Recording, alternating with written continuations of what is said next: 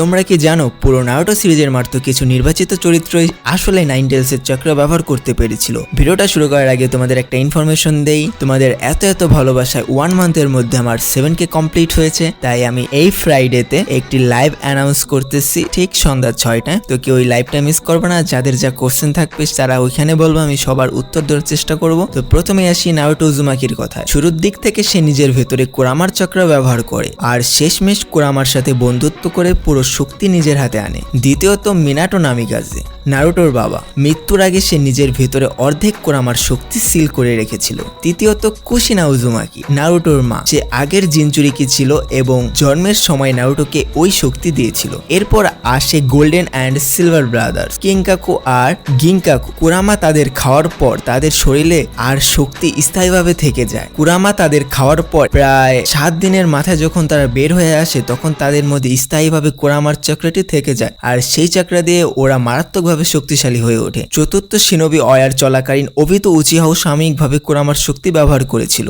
সবশেষে আসে Hagoromo Otsutsuki, sage of 6 path. সে টেইলড বিস্ট গুলোর সৃষ্টি করেছিল, তাই কুরামার শক্তি সেও ব্যবহার করতে পেরেছিল। তাহলে গণে দেখো পুরো নারুটো সিরিজের মধ্যে মোট 7 জন চরিত্র সরাসরি নাইন টেলসের চক্র ব্যবহার করতে পেরেছিল।